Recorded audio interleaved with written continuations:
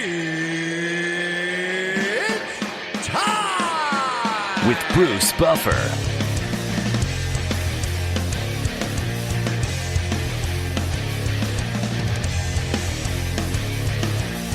And now, it's time for the voice of mixed martial arts. We are live! It's Bruce Buffer. Bruce Buffer. From the shores of Malibu where the waves are pumping, to the Great Wall of China, and back to the streets of Philadelphia, Pennsylvania, the city of brotherly love, where the UFC is coming. We are live. This is It's Time Radio, and I am Bruce Buffer, your host. TJ DeSantis, my co-host, is not available this week. He is traveling for work. And, of course, I am traveling also. Therefore, we have a really special show, an archive show with a friend of the show that we've had on before, named Tommy Chong. You all know Cheech and Chong. I'm sure you all know of Tommy Chong. The man is very funny. The man is very knowledgeable. And it's a pleasure having on the show. So let's play this archive show of me talking with Tommy Chong with TJ DeSantis. Enjoy the entertainment. Enjoy it today. And we'll be back next week with a very special guest on It's Time Radio. Have a great week, folks, and enjoy, because here is Tommy Chong. We are about to bring on somebody that I am very, very excited to have on. Somebody I've been a fan for a long, long time, since I was a kid. I hope I'm not aging him too much. You all know the group Cheech and Chong, and we're about to bring on the man himself, Tommy Chong. 50% and a big half of this group. Tommy, are you there? I'm here, man. How are you doing, Bruce?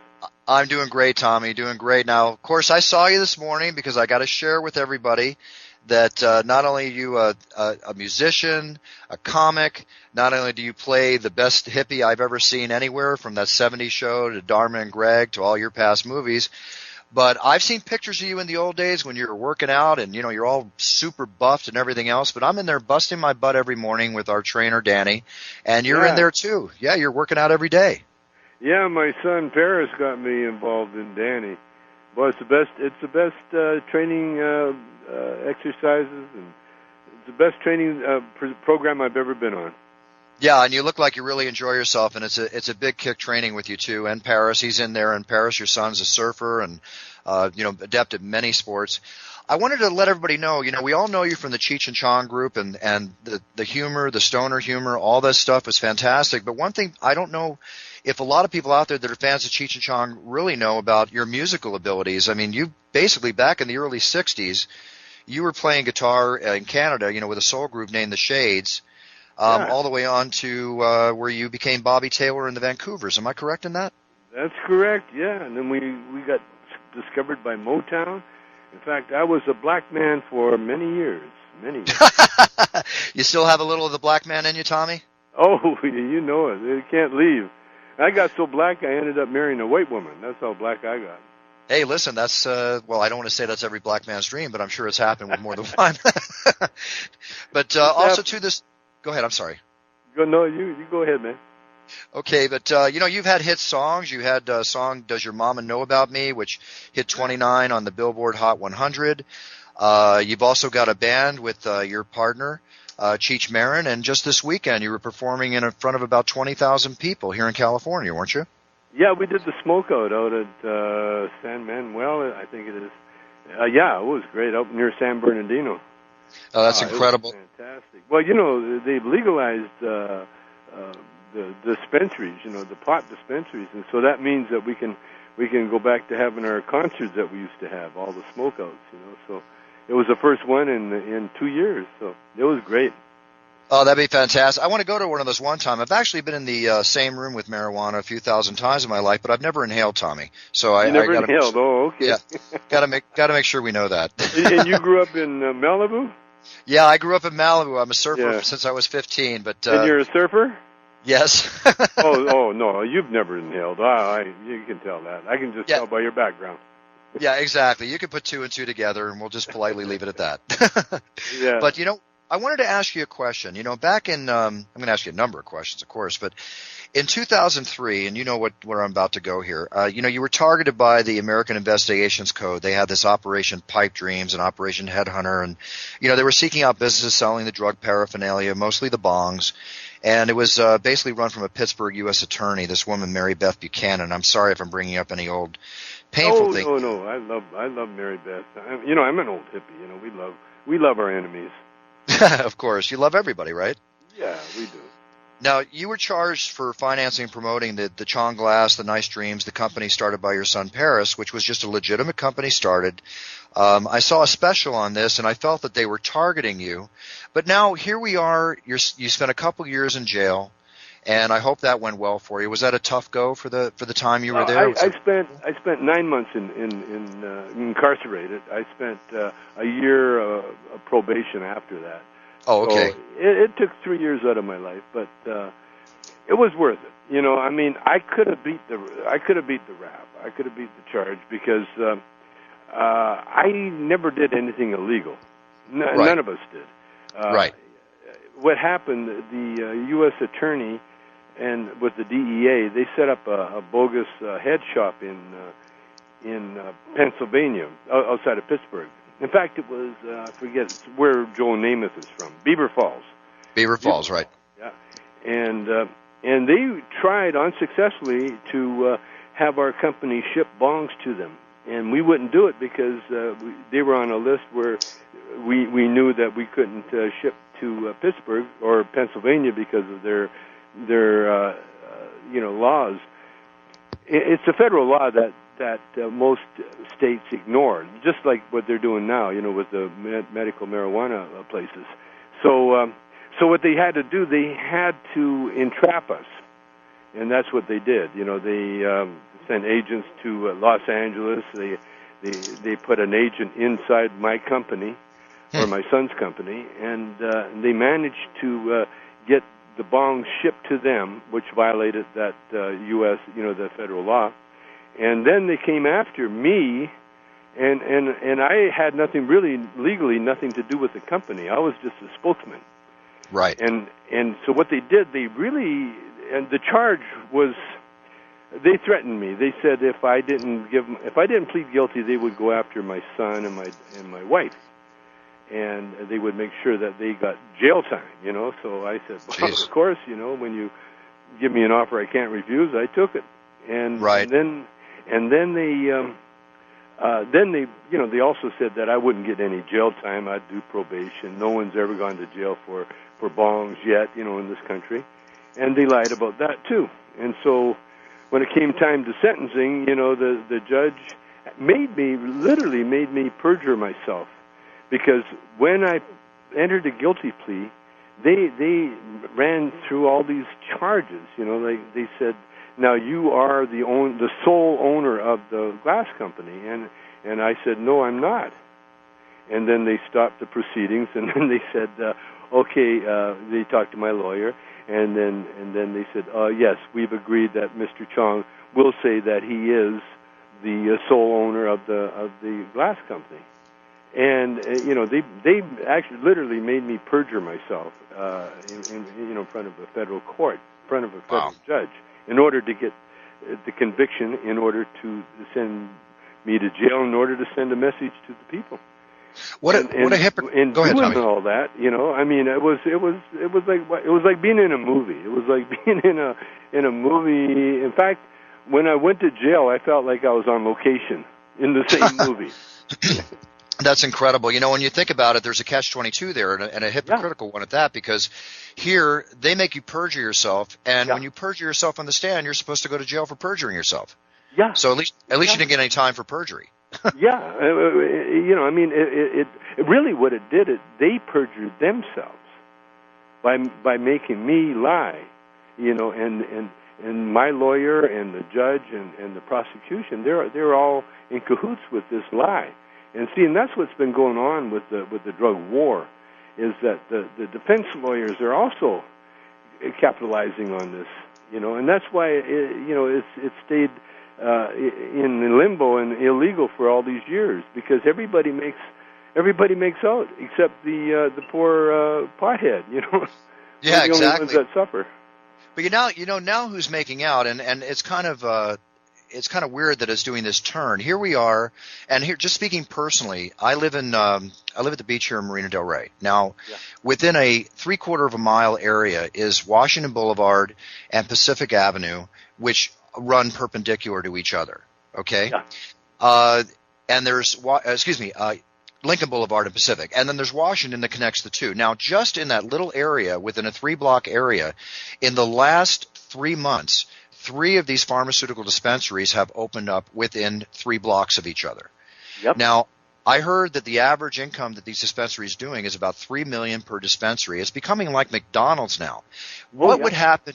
What would happen if what you went through back then, which wasn't too long ago, really, when you get down to it, with Obama signing that bill, with these dispensaries opening up left and right, you would have never had any problem today. If your business was flowing today the way it was back then, there wouldn't even be a question, or would there?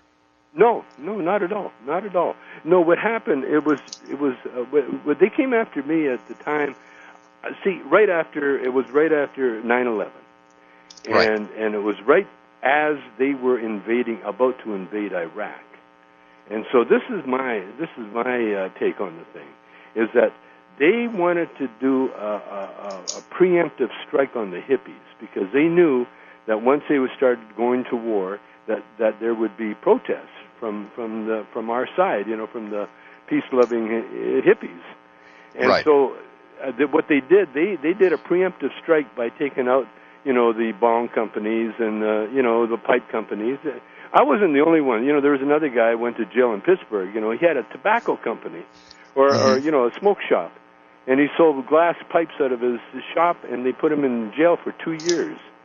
Another guy went to jail for selling cigarette papers, because they had a wire in them. That meant it was called drug paraphernalia. And so what they did a preemptive strike on the hippies so that they would cripple, any kind of anti-war protest that they thought was coming. And that's why they came after us the way they did. That's very, very interesting, to think about. Now, I'm a big proponent of the fact that marijuana should be legalized in this country, as well as prostitution, and I'll tell you why. Now, this is not because I'm a practitioner of either. It has nothing to do with that. What it has to do with is the fact that we are starving for income in this country. We're basically broke. We're on the arm to so many people, including China and you name it. We're throwing gazillions of dollars overseas and in the Middle East and, in Iraq and everything that we're all perfectly aware of. Marijuana taken out of the hands of the illegals that are, the people that are selling it up to now, and putting it in control of the government, taxing it, keeping it under regulation, prostitution, take it off the streets like it is in Germany, put it in the houses. I'm not a practitioner of the play for pay routine, but there's obviously millions of people that are, and keeping it clean, taking disease off the streets and taxing it.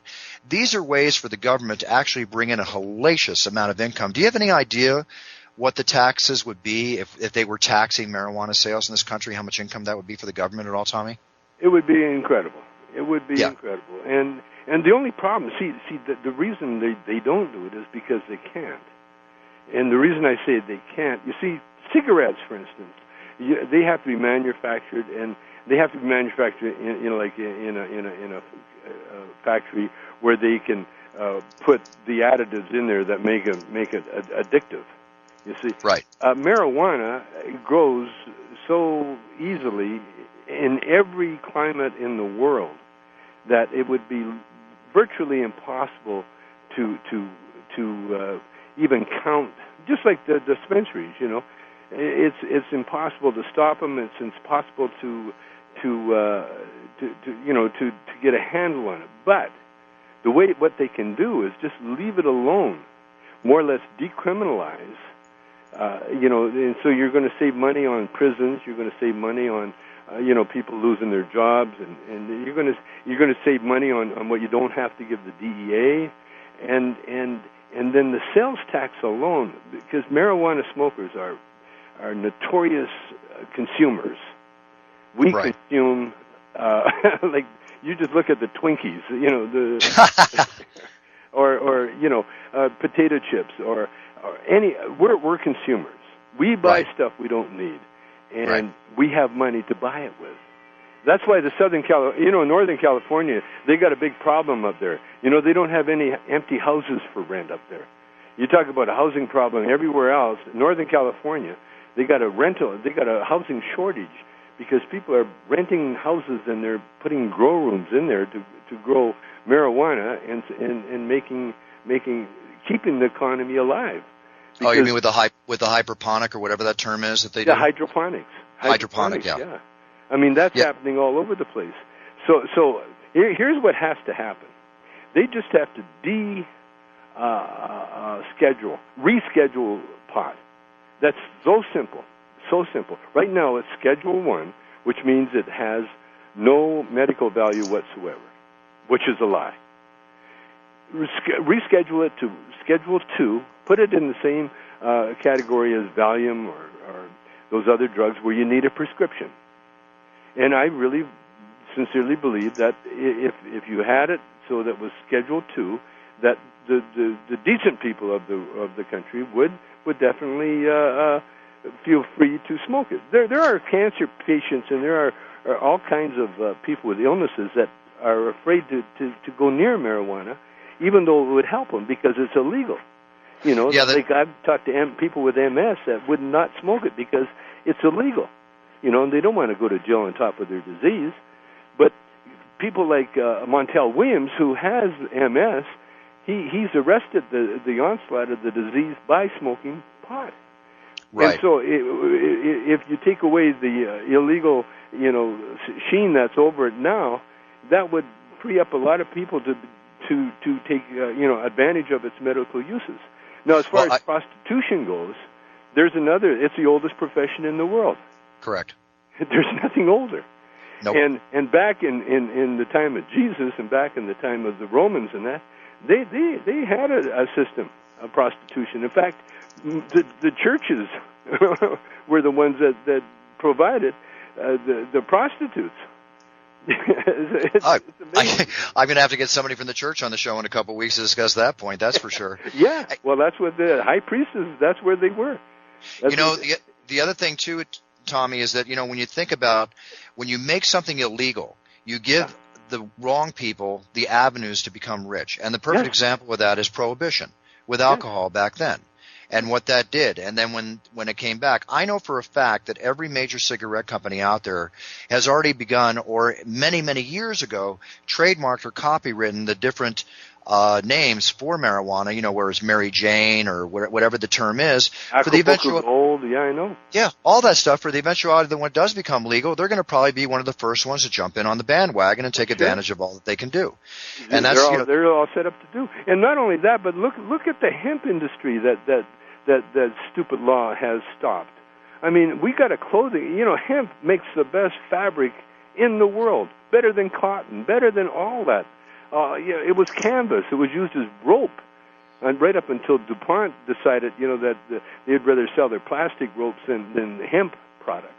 Right. So the hemp product alone and the food value of hemp oil, the bird seeds. I mean, the bird lovers loved the bird seeds because it gave the birds a beautiful sheen on their coats, and it's a plant that should definitely be utilized to its max. Well, it's on the way with the recent developments, and we'll see how the government treats it. I want to step back and off the subject of God's green for a second, and just ask you a question. Going back to your relationship with Cheech Marin. Yeah. Now, you guys split, if I'm correct, in 1985.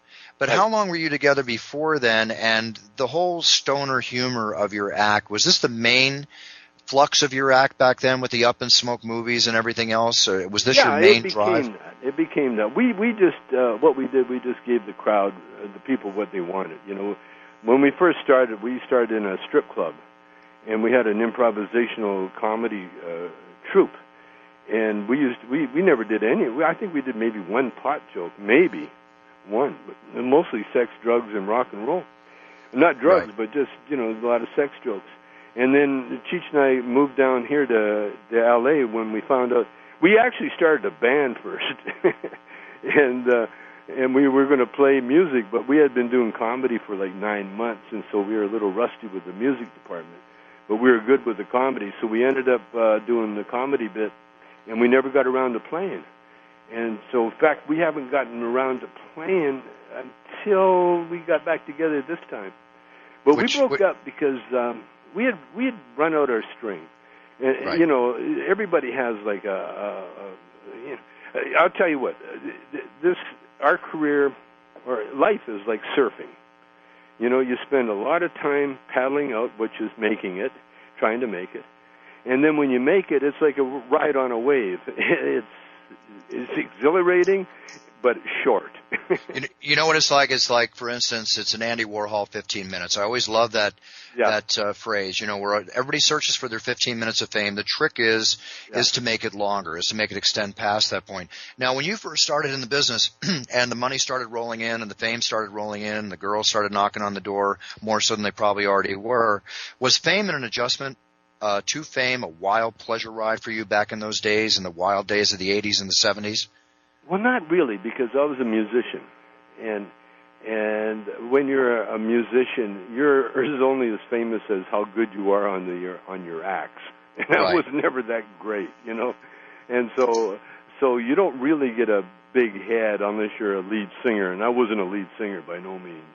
I got you. Now, another thing too is that I never had problems with the Eagle. With what? With the Eagle.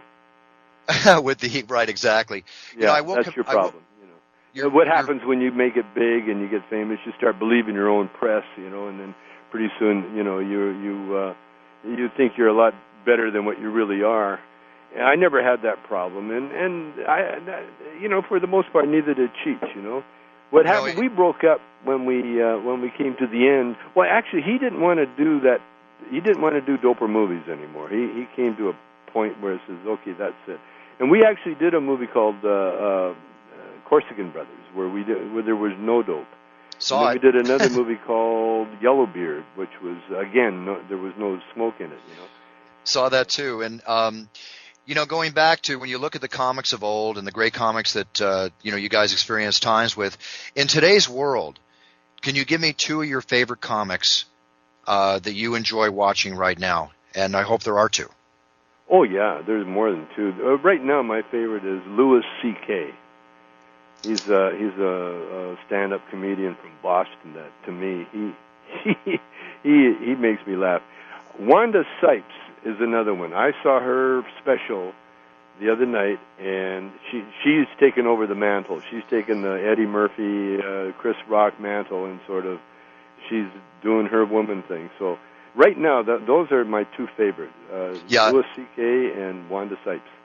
I saw Wanda Sykes, and, you know, she's now coming out, or maybe she's come out before, about her being lesbian and going all into that, and she was hilarious. I saw George Lopez. I thought his special on HBO, I watched that 3 times, was hilarious. I'm not big on the Latin humor, but you know what? He brought me in, and I couldn't stop laughing from beginning to end. Oh, Lopez is another phenomenal Latino guy that makes me laugh. Always made me laugh. He always had some really good, funny bits. Well, there's a lot. You know, Richard Pryor was probably the best of the best. No question. No question. A lot of people. I studied under Richard. You know, the way you become a comedian, you just go and you get a favorite, and you just learn everything they've ever done. You know, and I watched Richard for a week straight, so I got a lot of his. You know, I watched how he formed the show. And worked. Yeah, and worked it. And Eddie Murphy will tell you the same thing. He followed Richard too. Now, when I was younger, back down to my 18, I used to go to the Comedy Store when it was in Westwood and in Hollywood, where it still is today. And in those days, I would go, and David Letterman was the host. It would be any given night, you'd have Robin Williams, you'd have an 18-year-old Jim Carrey, you'd have Andrew Dice Clay, guys that were sleeping on the couches at Mitchie Shore's house who owned the Comedy Store. I saw so much great comedy, and that was one of the greatest dates. I would take a girl to the Comedy Store, dinner, the whole bit, and it was practically a closing feature in itself for the pleasure at the end of the evening, because everybody's in such a good mood. To me, there's nothing better than laughing and comedy. We have to break away, Tommy, into a break, and I really appreciate your coming on the show, but I have one more question for you, if I may. I know you're a fight fan, and you've seen the great days of boxing and Muhammad Ali and everything else. Are you appreciating where we're at with mixed martial arts and where the UFC has come today and the quality of athletes? Oh yeah, everything has evolved. Oh, it's incredible. I loved it. I met Muhammad Ali. I hung with him for one afternoon. Did he inhale? What a Just great kidding. guy. Don't answer that. It's the funny, quick story.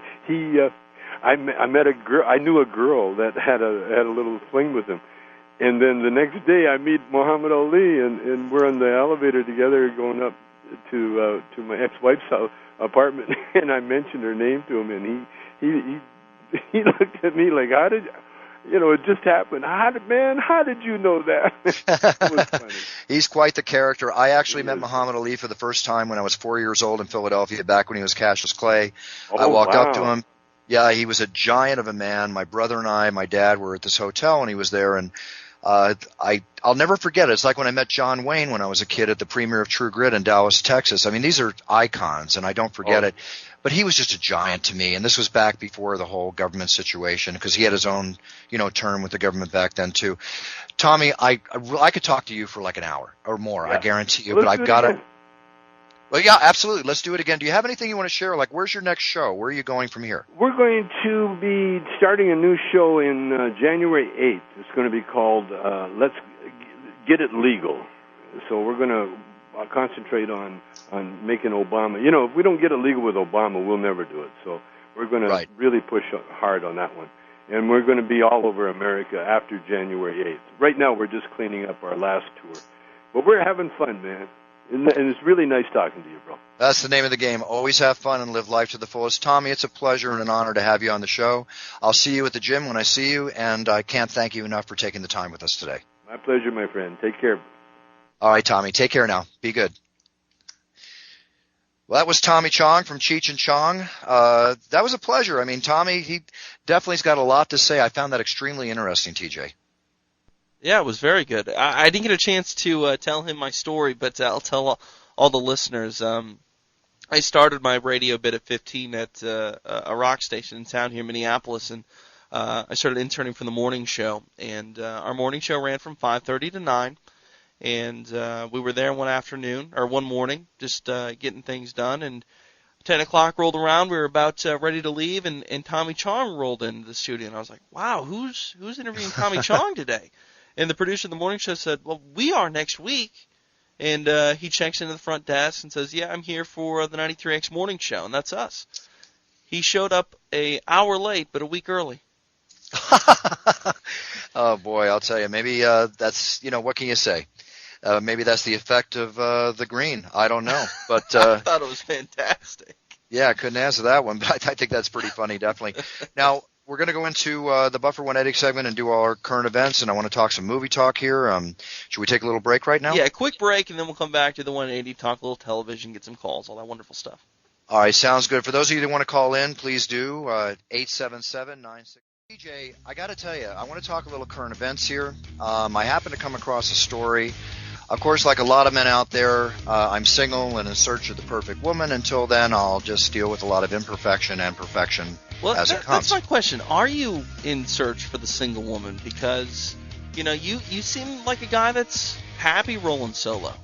Well, I'm really happy rolling solo. It's obviously, I've had a number of relationships in my life, long ones, short ones, and of course, I've had my bon vivant, fun life, and I still do, and I'm always believe in being honest with every woman I'm with. We discussed that before in past shows, but to answer your question a little shorter, I am very happy with my lifestyle. I have the love of a very solid family unit. I always kid about my surrogate wife and my surrogate kids and all that because I have my godson, and I have all this love in my life, and I wake up happy, I go to bed happy, I deal with the problems of life. I have bad days like anybody else. I have to deal with realities, life, death, stress, taxes, work issues, the whole 9 yards in the variety of companies I run. But I will tell you, I'm a very happy man. So as you get older, you get more particular.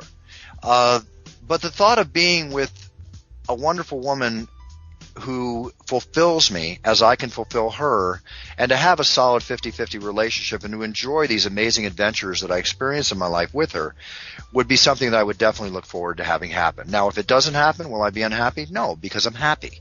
So if that answers your question, I hope it does. It's just that I'm available, but it's not like I'm sitting here tearing up at night because I'm not married, I can feel that. I've had an amazing life, and as a matter of fact, and I plan on having an amazing life for many, many years to come. I'm still a young man, but the thing is that it's funny when my married friends, my married guy friends, and even a lot of my married female friends, when they get to know me and they see the lifestyle that I lead, this is here's the common line I hear. Do you realize how lucky you are? Right? Because they are actually jealous of my lifestyle because I do have that close family unit. I do have female interaction on a very steady basis, and I do have the love of young children in my life, and it's very fulfilling, and I'm not in danger of a divorce. I guess that's the big thing.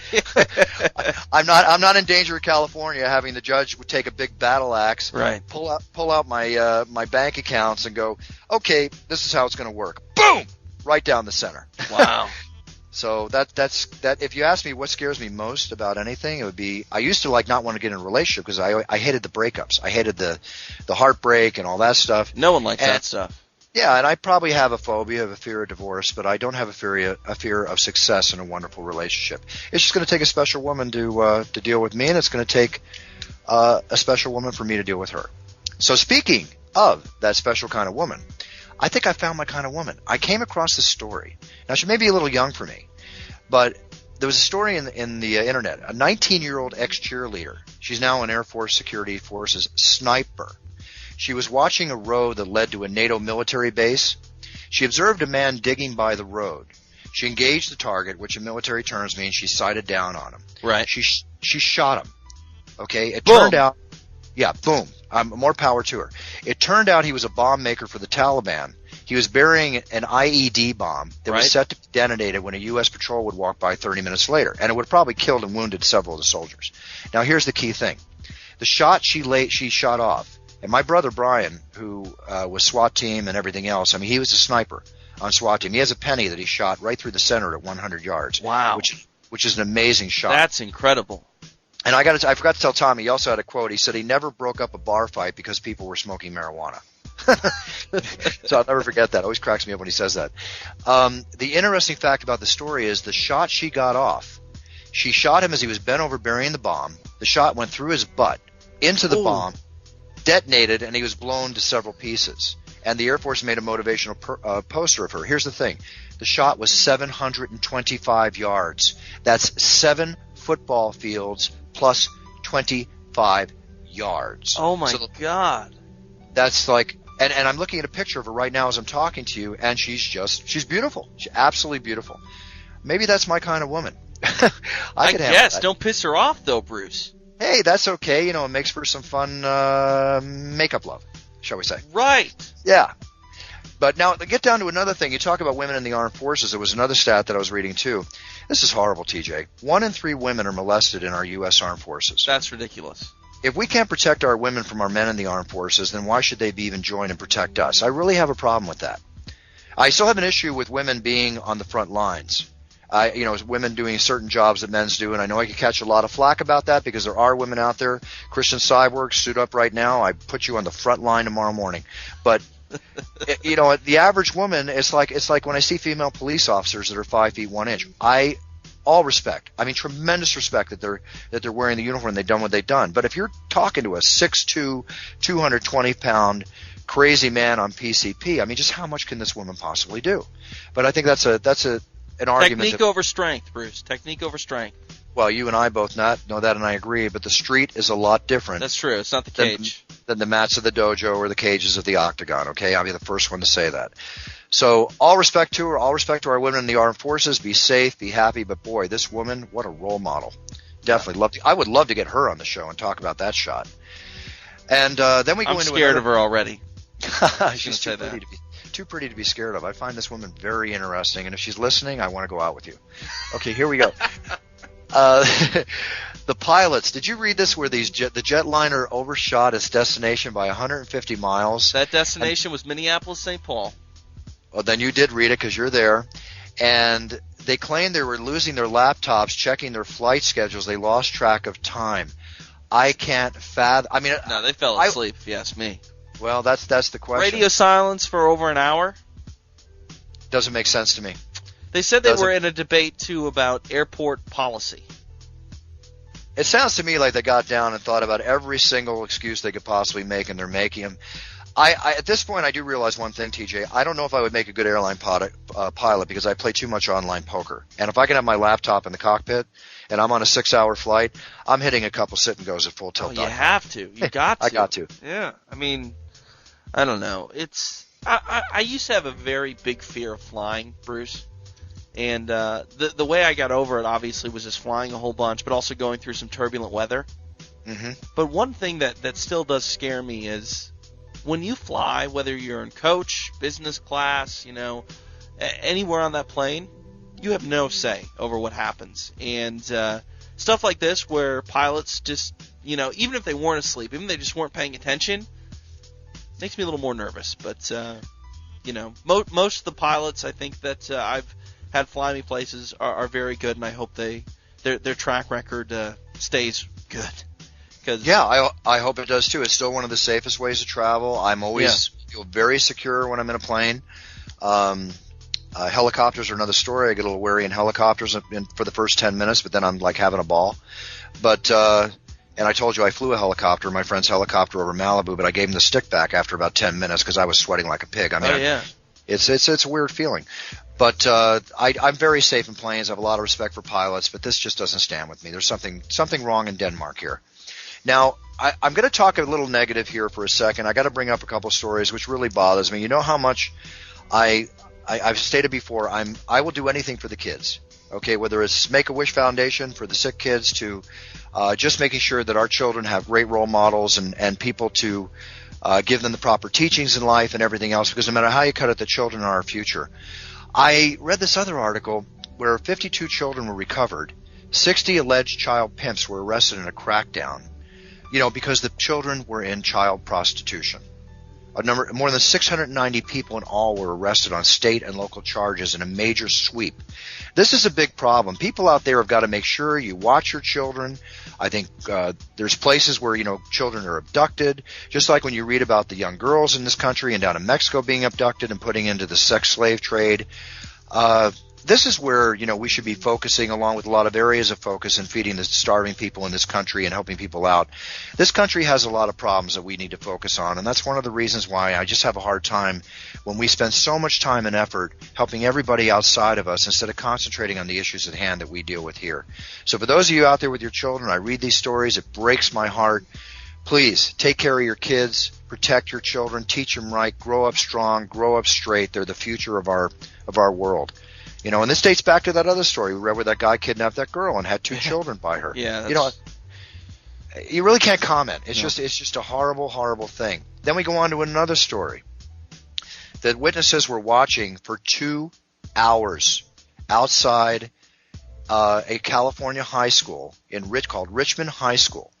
Okay, she was gang raped outside her high school homecoming dance with a number of people watching as this poor woman was raped over and over again by 6 men. If you ask me, the witnesses should be thrown in jail too. That was the next thing out of my mind. Next thing out of my mouth. I mean, it's not just about the rapists. I mean, my feeling is, what was there, 6 of them? Okay, great. 38 snub nose, 38, 6 bullets. I have the way to deal with this. But I know I'm going to get flack on that. Wow. Yeah, I'm sorry. I just have no. That's your opinion. I mean, if that's how you feel, I don't think it needs to be that harsh. But no, I'm just making a point. I'm not saying do that. I mean, everybody has to go to jail and serve their thing. I'm just trying to make a horrific point here. I just think, Bruce, and I've always thought this, that there should be some sort of good Samaritan law in effect. If you can do something and you don't, and it prevents help to someone like this, or prevents saving a life, or something along those lines, you should be fined and penalized for it. Yeah, I've had a couple instances in the past where I've witnessed men really whopping around a woman, and I did what I had to do to help the girl. And one time I got in trouble. I almost got arrested by the police, and I was the one that came to the scene. For doing the right thing, yeah. For doing the right thing. So you just don't think in those situations. But again, another situation hard to comment on. Sorry to get the tail end of the show with these kind of things going on, but I just was really horrified by these 2 stories, and this is a lifestyle show, so I have a right to talk about whatever I want to talk about. Now, we're going to close the show here, but I'm very excited because it looks like next week we're going to have Rowdy Roddy Piper on the show. That's true. Hot Rod. Yeah. Hot Rod. He's on a show called Always Sunny in Philadelphia. I'm going to be confirming this, but he wants to be on the show. I just got the word last night from his manager, and she said he's really wants to be on, so we're going to have him on, and I'm excited about that. Lots to talk to Roddy. I have tons of questions about him. Perfect. Then I won't have to do all the talking next week, TJ. I really appreciate that. That's right. That's right. But of course, with Tommy Chong, I didn't have to do all the talking, did I? No, just ask a couple questions. He's like Nick Diaz. Oh, wait. There's a correlation in there somewhere, but I'm not going to say it. Yeah, but it's green, and we all know, so it's okay. So, listen, did you watch Dexter? No, Bruce. It's such a sad state of affairs. Sunday, I was coming back from L.A., some weather was bad in Minneapolis. I was stuck in Denver for 5 hours. I only got 3 hours of sleep the night before. And, by the time I got home, it was I shoved a bowl of tortellini in my mouth and I fell asleep. I like how you put that. I shoved a bowl of tortellini in my mouth. Did it have cheese or meat inside? Cheese. Wrong thing to eat before you go to bed, but it sure sounds so damn good. Oh, it was so good. I slept like a baby. Oh, sounds great. Well, I will tell you that next week I will not be able to do the show on Tuesday. I'm sorry to say. I am going to be flying to Las Vegas. I'm going to be on a very, very popular televised poker show, which will be aired in about 4 months. I cannot say the title at this time, but I'll be playing 3 of the World Series of Poker champions, and winner takes all, which is well over $100,000. And I just hope that the listeners out there and you, TJ, wish me a lot of luck. But there is a good side to this because we're going to have a special time. We are going to be on Monday. Its time will be on next Monday at 3:30 Pacific time, 6:30 Eastern time. So we will have its time on. I don't ever want to miss a week with our radio show again. And thank you, TJ, for making the time for me. So next Monday, we're back. We're happening. Anything else you want to talk about before we go? I don't think so. I think we're good. I think we're good, too. Lots of UFC action this week. Go to my site at bufferzone.net. I got a blog up about UFC 104 and other items. I'm also posting my favorite poker hands of the week in the blog now. A lot of new videos on there. The site's really picking up. The traffic is really just increasing hugely. And I welcome everybody. And if you want to contact me and write me, you can write me through my site. And I do get back to everybody, but it just might take me a week or two depending upon my travel schedule. So this is Bruce Buffer, my associate TJ DeSantis. As always, I wish the best for everybody, the best that life has to offer, all the success, all the happiness, all the health. See you in a week. Thank you, everybody, for tuning in. Cheers. The preceding show is a TJ DeSantis production. Its content is intended for private use only.